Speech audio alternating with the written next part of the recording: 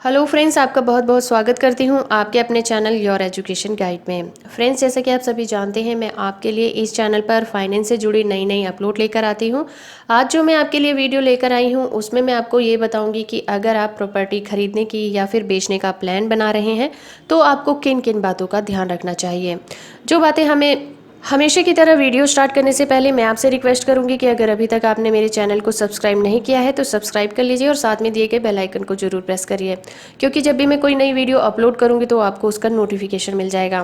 तो चलिए फ्रेंड्स, आगे बढ़ते हैं आज की इस वीडियो में और बात करते हैं आज के टॉपिक के बारे में। हर किसी का अपनी ज़िंदगी में प्रॉपर्टी लेने का सपना होता है। प्रॉपर्टी खरीदना और बेचना कभी कभार ही हो पाता है। तो यकीन मानिए, ये जीवन में बहुत ही ज़्यादा महत्वपूर्ण फैसले होते हैं। ये वास्तव में आपके एक सपने को पूरा करने जैसा भी होता है, क्योंकि घर खरीदना हर किसी का एक सपना होता है। इसलिए सालों तक बचत करने के बाद और योजना बनाने के बाद ऐसा कर पाना मुमकिन हो पाता है। तो ऐसे में ये ज़रूरी है कि आप एक सही फैसला लें जिसके बाद आपको पछताना ना पड़े। प्रॉपर्टी को खरीदते या बेचते समय अधिकतर लोगों को बहुत सी बातों के बारे में जानकारी नहीं होती, जिसके कारण वो अक्सर गलतियां कर बैठते हैं। प्रॉपर्टी खरीदने से पहले इन बातों का जरूर ध्यान देना चाहिए। तो चलिए बारी बारी से जान लेते हैं उन बातों के बारे में। सबसे पहली है कि सरकार की परमिशन है या फिर नहीं है। अगर आप फ्लैट या कोई ज़मीन खरीदने जा रहे हैं तो देख लें कि बिल्डर को कंस्ट्रक्शन शुरू करने की इजाज़त यानी कि परमिशन मिली है या नहीं मिली है। इसके लिए जो संबंधित विभाग होते हैं जैसे कि डीडीए, जीडीए या आवास बोर्ड आदि से पूछताछ करना जरूरी होता है। अगर आपको संतोषजनक जवाब नहीं मिलता है तो आप आरटीआई का सहारा भी ले सकते हैं। गवर्नमेंट परमिशन कई तरह की होती है, जैसे कि निर्माण शुरू करने की, पर्यावरण विभाग की, जमीन के दाम का भुगतान वगैरह सभी तरह की जानकारी आपको इकट्ठी करनी चाहिए। उसके बाद ही उस जमीन या प्लॉट को खरीदने का मन बनाना चाहिए। दूसरी बात होती है टाइटल सर्टिफिकेट पर आपको ध्यान देना जरूरी होता है। ज़्यादातर धोखाधड़ी के मामलों में प्रॉपर्टी के टाइटल को लेकर ही होते हैं। इसलिए जब भी प्रॉपर्टी खरीदे जाएं, सबसे पहले प्रॉपर्टी का टाइटल को चेक करें। ये जरूरी होता है कि टाइटल बेचने वाले के नाम पर ही हो। इसे एक एडवोकेट जारी करता है। इसकी खासियत ये होती है कि प्रॉपर्टी पहले खरीदार से लेकर मौजूदा वक्त में किसके कब्जे में है, इन सारी बातों की उसमें जानकारी होती है।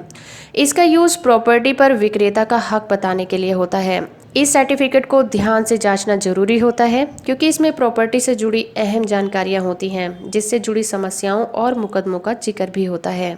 इसके अलावा तीसरी जो बहुत मेन बात होती है, मार्केट वैल्यू का पता लगाना। प्रॉपर्टी खरीदते वक्त ज़्यादातर लोग एक मुश्त यानी कि लमसम अमाउंट के बारे में सोचते हैं, जबकि प्रॉपर्टी खरीदते समय कई हिडन कॉस्ट जिसका कि बेचने वाला जिक्र भी नहीं करता, उन पर ध्यान नहीं जाता। जैसे कि stamp duty, inspection fees, insurance, registration की फ़ीस, इस तरह की बहुत सारे खर्चे होते हैं जो आपको पता नहीं होते। वहीं दूसरी ओर इस बात का भी ध्यान कि मार्केट वैल्यू क्या है। इसके लिए आपको थोड़ा सा मार्केट रिसर्च करना होगा और प्रॉपर्टी खरीदते वक्त ये भी जांच लें कि 10 साल बाद इसकी वैल्यू क्या हो सकती है। अगली सबसे अहम बात है प्रॉपर्टी सेलर की जानकारी रखें। इस बात पर वाकई गौर करने की ज़रूरत होती है कि अगर आप किससे प्रॉपर्टी खरीद रहे हैं उसकी जानकारी रखें।